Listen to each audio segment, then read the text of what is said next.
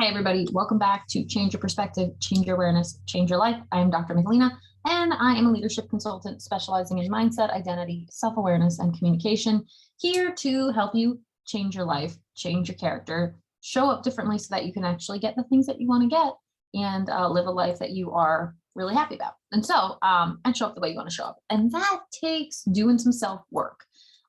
Nobody who has achieved a whole bunch of things did it without examining themselves, right? So main character energy, right? We're talking about main character energy because you are the main character in your story, or you are supposed to be. If you're not, if you're side character or worse, non-player character, you are not living your best life. You are not living the story out. So we want to go back. I had you, and if you're just tuning in, go back a couple of videos, right? But I had you look at a scene or multiple scenes that caused you some hardship or heartache, right? Some adversity was presented to you. And then I had you kind of examine that for expectations around it, how it did not quite go the way you wanted to. And so in the progression of story, which is what we're kind of basing this off of, and the progression of story, sort of step 3, stage 3, has to do with a point of no return. Like you have now come up to the climax. Just ignore my cat, guys. She has been crying all morning. Like so much attention needed here. So she just wants to play. And I can't play with her because I have to work. So the point of no return, the progress to the climax of the thing. When you are examining your situations, your life situations, these moments of your life that have created your stories, your limiting beliefs, what you are functioning out of. Because most people get to the point of no return and they internalize their limiting beliefs in such a way that they now function out of that belief for the rest of their existence if they don't examine it, right? So what is the point of no return in any given scenario, right? So let's take divorce. Okay, let's take divorce. The point of no return. So you've now, we've taken a scenario of divorce, right? We've been divorced. And then we're going to examine it for why all these things happen that we didn't expect.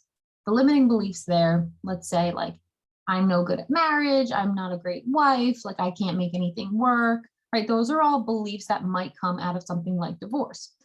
The climax of your beliefs, the climax of what that moment has now done to you is now you have hit the point of no return. You can't see a reality where the opposite thing is true,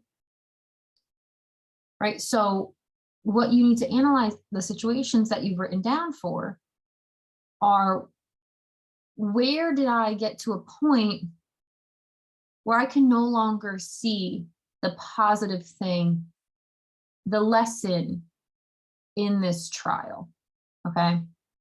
What was the point of no return for me in that circumstance, in that moment? What snapped? What broke? What changed drastically, right? Because something will and something did 9 times out of 10 when you've got a traumatic situation. Now, again, when we're talking about trauma, you need not have trauma. You will have adversity. Everybody will have adverse situations in their life. Every character, every person has conflict. So you're not getting around that. However, what we do is we internalize the adversity. We come up with limiting beliefs. We come up with these things that we think are wrong with us because X, Y, and Z happened. And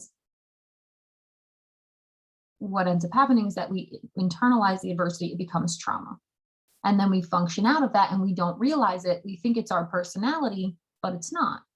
It's a defense mechanism. It's a survival tactic. It's a way in which we feel like we had to show up, right? So when we're thinking about the climax of any given situation, and again, every scenario, the time you were cheated on, the time that your best friend told everybody about your private information, the time that your teacher told you were stupid in front of everybody, like these things are adverse situations. They are moments where we are presented with conflict. And the point of no return, the climax, at the top of that thing, whichever scenario you're picking, is the make or break moment, right? That's the make or break moment. That's the climax. It's the make or break. And often difficult scenarios break us in ways we don't realize. And then we're like, I never want to feel like that again. So I'm never going to do the things that led me to that feeling. And so we become a collection of trauma and we function out of it. And we stop being a main character in our lives and we start being a side character in our lives. Because we have now let everybody else, external circumstances, dictate how we show up. Out of fear and out of hurt and out of not wanting to experience XYZ thing again, right? The divorce as an example, I'm never going to get married again because I don't want to go through divorce again. That's what we do. That's exactly what we do, right? Not always, but a lot of times when we internalize something and we think they're, like this is, rather than just being like, all right, this was the wrong person. They taught me a lot of things. I taught them a lot of things. It's not a waste. Like, oh, I'm never doing that again. So pick a moment in your life of which you have many. Check the scene out, check the expectations and the beliefs that came out of it out, and think about what's the thing that broke in you, because there's something that broke in you. I'm going to tell you with my own experiences. So when I got arrested and I got a felony and all these things, there's like a definitive old Michelina and new Michelina. There are things old Michelina did that new Michelina doesn't. That completely broke in me. But a lot of what happened with that was that it broke for, I want to say, the good, right? There were things I did before. I was hyper independent. I didn't want to ask anybody for help. Well, after you've been thrown in jail, you realize, if nobody's helping me, I'm getting thrown out in the streets, right? Like when you've been given the circumstances that I have been given, you need to rely on people. Otherwise, the system will like kick you when you're down. And so I became very grateful for the, 5 people who were in my corner. And it made me realize like, okay, hyper independence is actually a defense mechanism. It's a survival technique.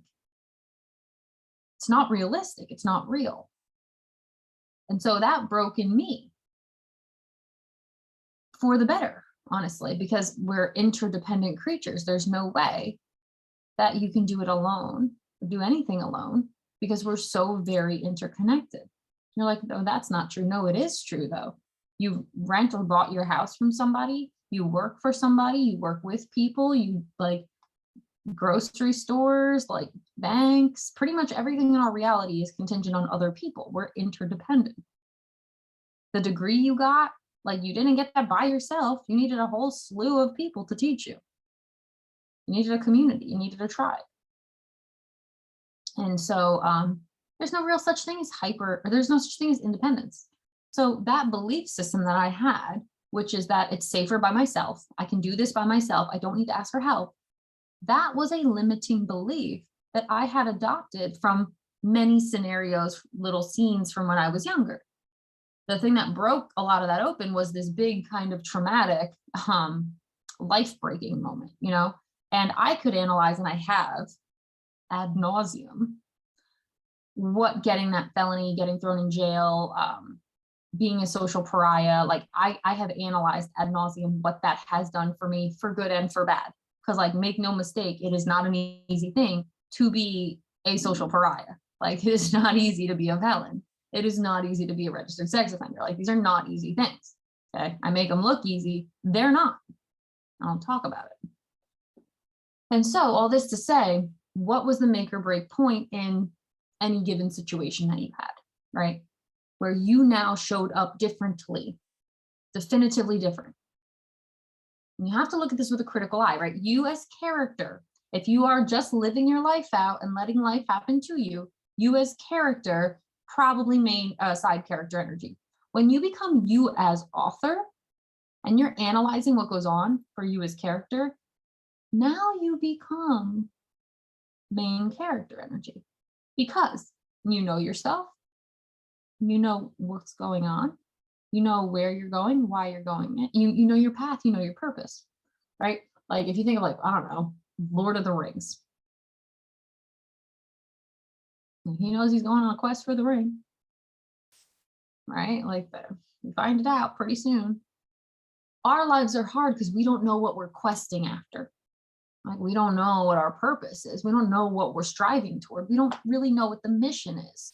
So we're like, well, just here to like mess around and have fun. Like, no. Yes, you want to have fun. You want to enjoy. Things should be pleasurable to some degree. But that never means you're not going to have difficulties or adversity. Like for all things natural, look to nature. I always do this. I'm always speaking in nature metaphor. You know this if you've been following me for any time. And like you can look at the weather. Okay. It's not always sunshine. And it can't be because then things don't grow. Things die with too much sunshine and not enough rain. Right. And so your life's not different. You just haven't learned how to play in the rain. You just haven't learned how to take the scenarios that have been hard for you and analyze them for the lessons and grow from them. What you've probably done is experience the feeling of hurt and just that's what you've gone off of. Ow, this hurts. I don't want to feel this way again. So I'm trying to teach you in this moment how to go back and analyze without hiring me as a coach or hiring anybody as a coach or hiring a therapist, because that's what all therapists and some coaches do.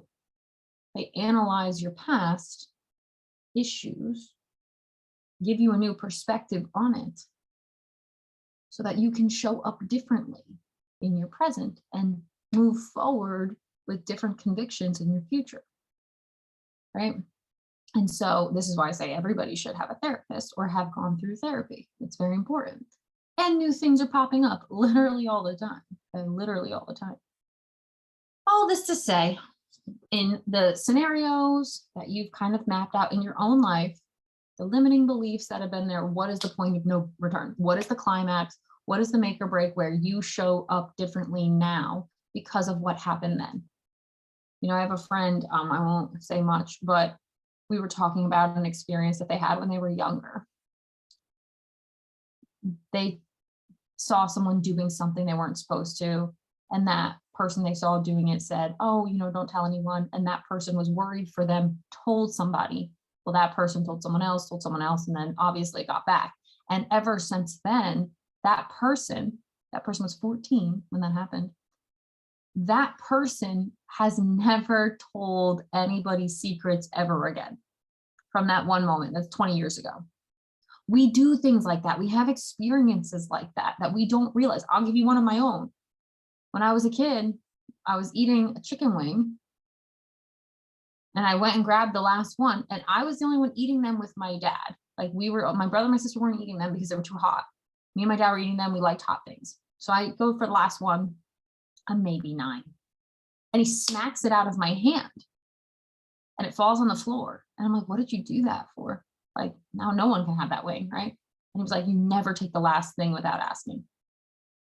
Now, for me, I was so mortified by that, right? I'm 9. That seems like a little nothing, but things like that happen to us all the time. I never, for 20 years, would not even reach for the last of anything on a table, which was not the lesson he was trying to impart, right? He was trying to impart like, hey, before you take anything that you're not paying for, which I obviously wasn't at 9 years old, ask if it's okay. Like, that's just polite. It's respectful. Makes sense. That's not what I took from that, because I was like, oh, I'm embarrassed. I'm never going to ask for anything. And that's, again, a silly example, but literally, I showed up differently for 20 years because of that one little scenario. We all have them. I've got way more serious scenarios than that, but it's easy to demonstrate on like little ones, you know? And so all that to say, if you're following along, make or break any scenario that you've written down or come up with that has been hard for you. What's the make or break in it? Where now it's like, oh, these were the things that I took from this experience. That's yesterday's teaching, right? These are the things, the limiting beliefs, the expectations I had. And now, because I had those limiting beliefs or those expectations were not met, instead of showing up the way I used to show up, hopeful, loving, interested, curious, now I'd never do this again, right? Another friend who used to be so curious, used to ask so many questions until their parent was like, I hate when you ask those questions. Don't ask me those questions. Why are you asking those questions? Guess what? They stopped asking questions. They don't feel safe to ask questions, right? We all have these moments where we stop showing up the way we used to show up because of someone that brought some accidental adversity into our lives. 9 times out of 10, the things that bother us are not necessarily meant to be malicious or harmful. It's just that this is the way X person sees the world, and you see the world maybe very differently than your parent or your friend or a teacher. And instead of having like a healthy dialogue about it, because you maybe can't, you're too young perhaps, it ends up being something you internalize and you shift your whole personality around it because of the thing that happened. And so this is just us getting you back into main character energy. This is just us helping you decipher, dissect, disseminate these experiences that may have shaped you in ways that are side character energy. You stop being the main character in your life because you internalize these unintentional lessons that make you less, that make you a side character, that take you out of the main path for your life, right? We don't want that, okay? We want everyone to be the main character in their story. And so hopefully this series is helpful to you. I'm trying to make it as like concrete and palatable as possible. If it is something that you're like, wow, this is really resonating and I really want to work with you, well then like hit me up in the DMs, drop me a comment, shoot me an email. We'll see if we can work together. Otherwise, keep tuning in, like, subscribe, tell your friends, drop comments below if there's anything that's really resonating with you, anything that you're like, oh, I want to hear more about this. I'm going to keep bringing you this series and obviously all types of series to help you get into your main character energy, be the person in control of your life, know who you are, know what you want, develop your character, and develop a life that you actually want to live. I'll see you guys in the next video.